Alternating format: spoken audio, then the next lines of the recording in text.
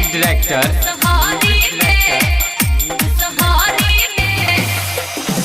DJ Vikram बाबा।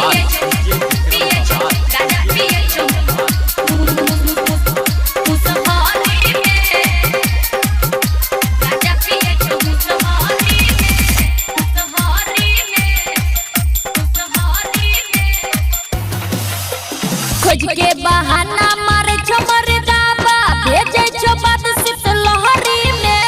खोज के बहाना मारे छो मर्दाबा भेजे छो बात सित लहरी में। ससुरा में हम नहीं रहबो गे मम्मी गाजा पिए छो मुसहरी में।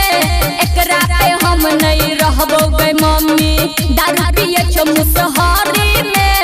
एकरा पे हम नहीं रहबो गे मम्मी। खोज के बहाना मारे छो मर्दाबा भेजे छो बात सित लहरी में।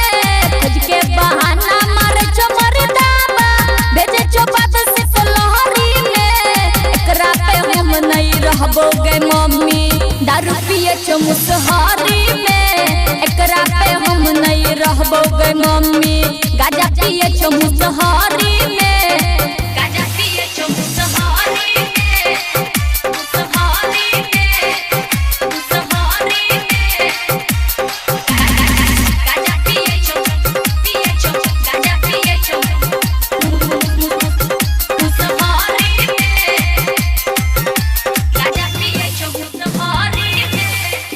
दारू गाजा पी के रोजे आबै छौ सुतल रहै छी त मार के जगबै छौ। मार के जगबै छौ। मार के जगबै छौ। दारू गाजा पी के रोजे आबै छौ सुतल रहै छी त मार के जगबै छौ। बेलहा सोना के सिकरी बेचल गौ पैसा बुरल गौ नहरी में। बेलहा सोना के सिकरी बेचल गौ पैसा बुरल गौ नहरी में। एकरा पे हम नहीं रहबो गे मम्मी गाजा पिए छो मुसहरी में। ससुरा में हम नहीं रहबो गे मम्मी दारू पिए छो मुसहरी में। एकरा पे हम नहीं रहबो गे मम्मी।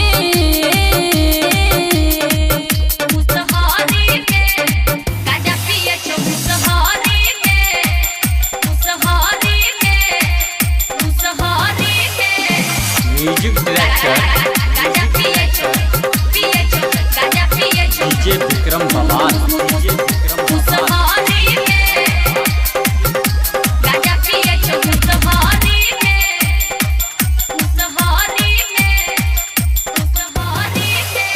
कहियो नहीं मानै छो अपन जनाना एही टेंशन से निकला गया नहीं खाना।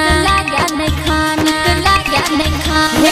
कहियो नहीं मानै छो अपन जनाना एही टेंशन से निकला गया नहीं खाना। माये लगा के गाइड परै छो रहन छौ ई बहरी में। माये लगा के गाइड परै छौ रहन छौ ई बहरी में।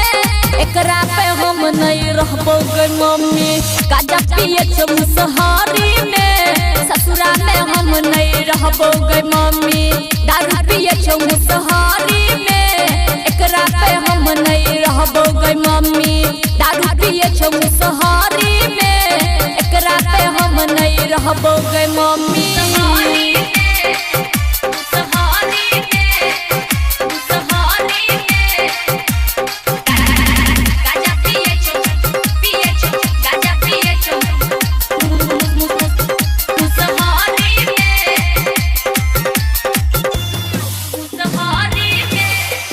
राइटर संजीत के बने नहीं छो आनगे रामा शंकर देखा बैठो सन गे। बैठो सन गे। बैठो सन गे। राइटर संजीत के बने नहीं छो आनगे रामा शंकर देखा बैठो सन गे। राजा अफरोज संगे घुमै छो जाई के बजरिया में। राजा अफरोज संगे घुमै छो जाई के बजरिया में। कहै छो लक्ष्मी सुने गे मम्मी दारू पिए छो मुसहरी में। कहै छो लक्ष्मी सुन गे मम्मी गाजा पिए छो मुसहरी में। एकरा पे हम नहीं रहबो गे मम्मी दारू पिए छो मुसहरी में। एकरा पे हम नहीं रह रहबो गे मम्मी। खोज के बहाना मारे छो मर्दाबा भेजे छो बात से तो लहरी में। खोज के बहाना मारे छो मर्दाबा भेजे छो बात से तो लहरी में। एकरा पे हम नहीं रहबो गे मम्मी।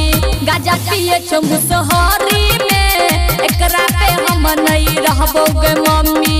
दारू पिए छो मुसहरी में। एकरा पे हम नहीं रहबो गे मम्मी।